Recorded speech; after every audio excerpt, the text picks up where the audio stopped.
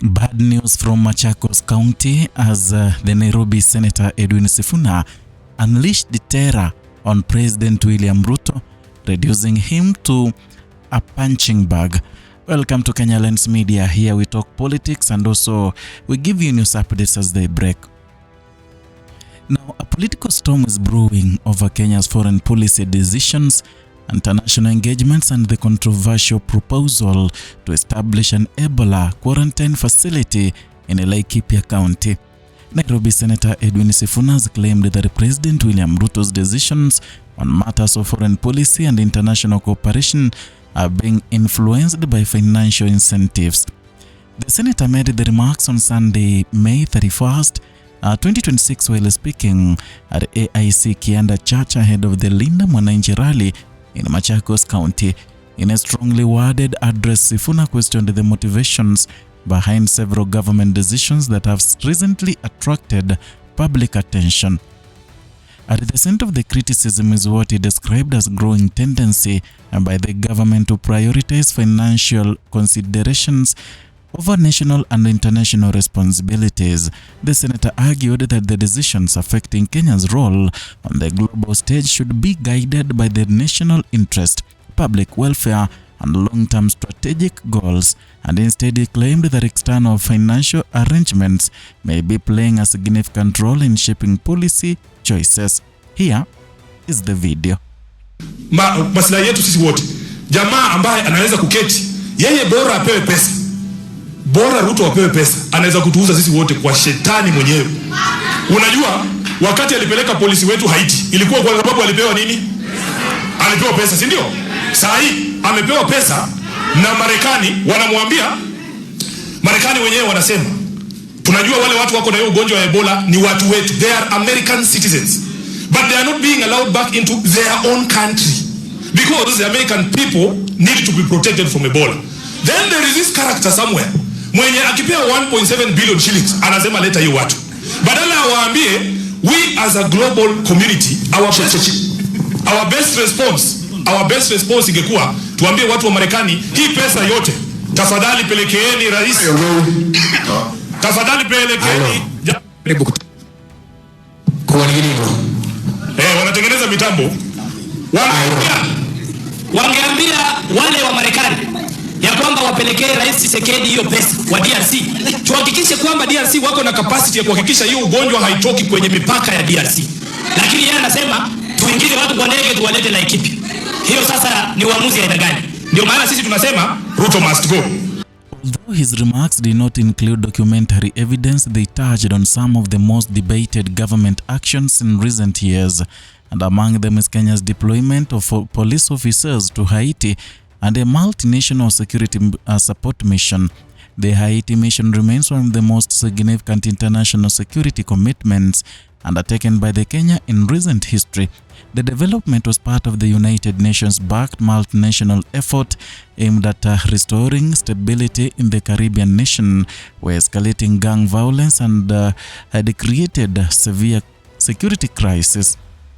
The mission drew international attention and generated intense debate both within Kenya and abroad, and supporters argued that Kenya was demonstrating leadership on the global stage and contributing to the international peace and security. Critics, however, questioned the risks involved and the cost of to Kenyan taxpayers and the rationale behind deploying security personnel thousands of kilometers away while domestic security challenges persisted. Revisiting that debate, Sifuna claimed that financial arrangements played a role in the government's decision to participate in the operation. His comments add to a wider conversation that has continued since the mission was first announced. The senator's latest remarks come at a time when public attention has also shifted to another issue attracting national debate: plans for an Ebola isolation facility in Laikipia County. Recent revelations indicated that the national government had approved a proposal from the United States to construct a 50-bed emergency isolation unit at the Laikipia Air Base in Nanyuki. The facility is intended to isolate and treat American citizens and aid workers who may be exposed to the Bundibuyo strain of Ebola currently affecting parts of the Democratic Republic of Congo. The proposal has triggered strong reactions from political leaders, residents, and public health observers. For some reasons, the facility represents an opportunity for international cooperation in responding to a serious health emergency. For others, it raises concerns about safety, transparency, and the potential implications for communities living near the proposed site. Sifuna is among those who have criticized the arrangement, and the Nairobi senator questioned why Kenya should host individuals exposed to the deadly virus instead of encouraging greater investment in disease containment efforts within the Democratic Republic of Congo itself. And according to Sifuna, resources are earmarked for the isolation facility could be redirected to strengthen health systems and response mechanisms in the affected regions. He argued that supporting disease containment at the source could be a more effective way of preventing cross-border transmission and protecting population across the region. The senator suggested that international partners should focus on helping the DRC build capacity to manage the outbreak within its own borders. His comments reflect broader concerns that have emerged around the proposed facility, and those concerns have been particularly strong in Laikipia County, where local leaders have voiced opposition to the plan. Leading that opposition is Laikipia Governor Joshua Irungu. The governors publicly rejected the proposal, saying that both the county leaders and residents are united against hosting the facility. In a video message shared through his official social media platforms, Governor Irungu expressed concern about the potential impact on local communities. He noted that Nyanyuki serves as a major commercial and social hub where people move frequently for business, employment, and also daily activities. According to the governor, introducing a facility associated with a highly infectious disease could create fear among residents and negatively affect economic activity. He stressed that the country's interconnected nature means any health-related concerns could quickly affect livelihood, tourism, trade, and public confidence. For many residents, the debate goes beyond politics. It touches directly on questions of public safety and trust. Nanyuki has grown into one of the Kenya's most vibrant urban centers.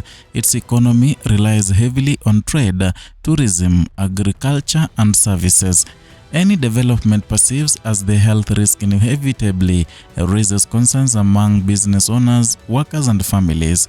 At the same time, public health experts continue to emphasize the importance of preparedness in responding to infectious disease outbreaks. The lessons learned from previous global health emergencies have highlighted the need for rapid response systems, specialized treatment facilities, and international cooperation. Balancing those needs with the community concerns remains a challenge for governments around the world. The Ebola debate has therefore become more than just a discussion about a single facility. It has evolved into a broader conversation about public health preparedness, national sovereignty, international partnerships, and public participation in decision making. And as the discussion continues, political leaders from different sides of the divide are expected to intensify their arguments. For the opposition, the issue provides another opportunity to scrutinize government decisions and demand greater accountability.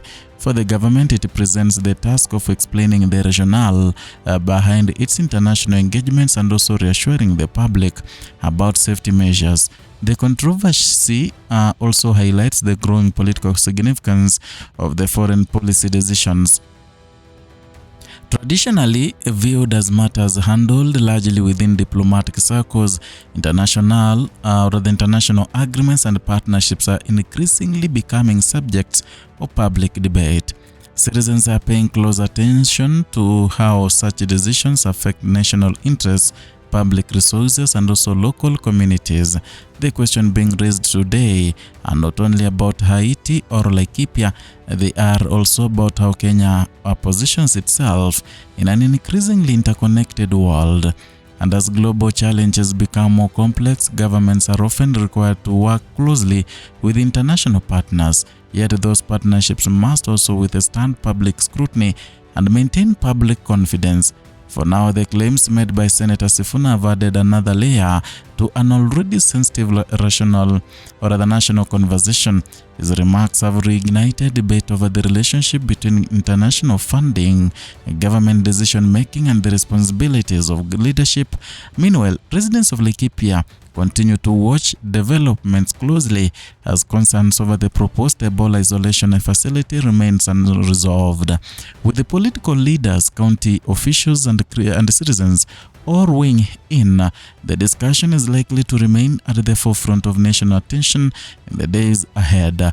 The outcome could shape not only the perception of government policy, but also the future of the Kenya's approach in international cooperation during time of global crisis.